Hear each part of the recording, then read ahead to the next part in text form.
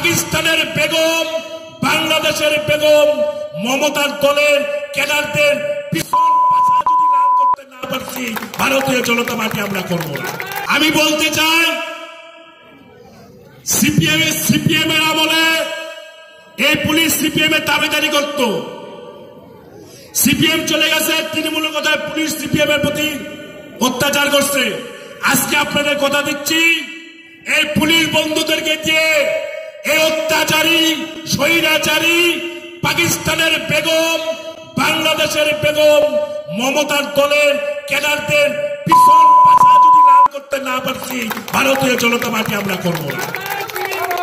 এই পুলিশ দিয়ে এদেরকে পিঠা ভাগাবিনি। পুলিশকে তো সব করে লাভ নেই, ওরাও আমাদের পরিবারের সন্তান, ওরাও সনাতনী। পেটের দায়ে পরিবার বাঁচানোর জন্য পুলিশে উঠতি পরে ডিউটি করে। 2-4টা পুলিশ অফিসার আছে তৃণমূলের তাবেদারি করে, ভালো পোস্টিং, ভালো ধান্দাবাজি করার জন্য থাকে। কিন্তু মনে রাখবেন, প্রচুর পুলিশ অফিসার, নিচু স্তলার প্রচুর পুলিশ কর্মী আমাদেরকে মনে প্রাণে ভালোবাসে। তাদের মনের মধ্যে হিন্দুত্ব আছে, প্রকাশ করতে পারে না। আর এই জেলার 2-4 জন বড় বড় পুলিশ আধিকারিক আছেন, তারা তৃণমূলকে দেখায় আমরা কট্টর বিজেপি। হারির খবর যদি ফাঁস করি, তৃণমূলও পাত্তা পাবেন না। অনেক পুলিশ অফিসার আছেন আমাদের সাথে, আমরা যে আদর্শে নিয়ে কিনে আসছি সেই আদর্শের কাণ্ডারীদের সাথে গোপনে গোপনে যোগাযোগ রাখেন এই জেলার অনেক পুলিশ অফিসার।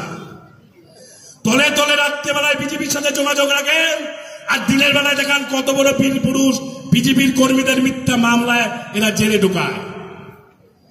আজকে